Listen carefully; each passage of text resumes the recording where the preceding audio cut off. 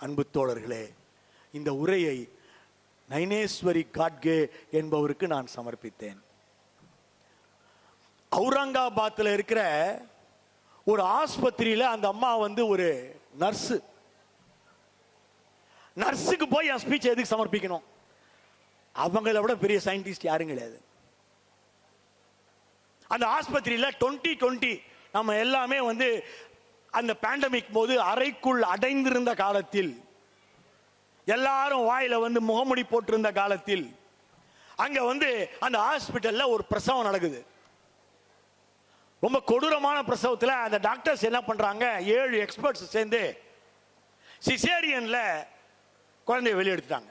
ரெட்டை குழந்தை சார், ரெட்டை குழந்தை வெளியில் எடுக்கப்பட்டு விட்டது. ஆனா பெற்றெடுத்த தாய்க்கு ரத்தம் நிக்கவே மாட்டேங்குது. பயங்கரமான பிளட் லாஸ். என்ன பண்றதுன்னு தெரியல, என்ன செஞ்சாலும் முடியல. டாக்டர்ஸ் வெளியே சரி குழந்தையை காப்பாத்திட்டோம், மதரை காப்பாற்ற முடியல, come on let's go and meet the relatives.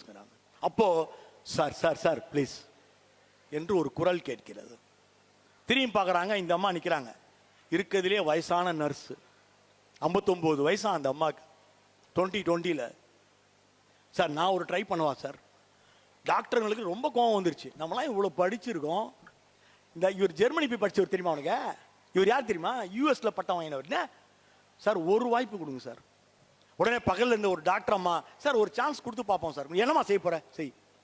2 குழந்தைகளையும் இரட்டை குழந்தைகளை எடுத்துக்கொண்டு சென்ற ஞானேஸ்வரி காட்கே அந்த தாயிடம் தாய்ப்பால் அருந்த வைக்கிறார். அடுத்த 1/4 மணி நேரத்தில் ரத்தப்போக்கு நின்று விட்டது தோழர்களே. இதோட பெரிய சயின்டிஸ்ட் வேணும்? இவன் தான் சயின்டிஸ்ட். அப்போ ஒரு வாரம் கழிச்சு பாத்தீங்கன்னா யூடியூப் சேனல்ல இருந்து எல்லாரும் பேட்டி எடுக்கிறான் இந்த அம்மாவை. இந்த அம்மாட்ட கேட்குறாங்க, எப்படிங்க நீங்க மட்டும் ஏங்க அத்தனை படிச்சவனால முள்ள நீங்க எப்படி? இல்ல இல்ல அதெல்லாம் இல்ல, நீங்க சொல்லுங்க. சின்ன வயசுலேருந்தே நாங்கள் வீட்டில் நிறைய புக்கு படிப்போம், புத்தகம் வாசிப்போம். ஞானேஸ்வரி தேவின்னு ஒரு வங்காள நூலாசிரியர் இருக்காங்க.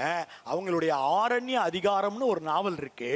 அதுல நடுக்காட்டில் போறப்போ ஒருத்தங்களுக்கு குழந்தை பிறந்துடும், ரத்தமே நிற்காது. அப்போ ஒரு வயசான அம்மா தாய்ப்பால் அருந்த வைப்பாங்க, ரத்தம் நின்றுடும். நான் வாசிச்சது எனக்கு ஞாபகம் வந்துச்சு, செஞ்சு பார்த்தேன், நிஜமாவே அப்படி ஆயிடுச்சுங்க. படித்து வாங்கும் பட்டங்கள் வேறு, படிப்பு வேறு, வாசிப்பு வேறு. வாசிப்பே வெல்லும். நன்றி தாராபுரம்.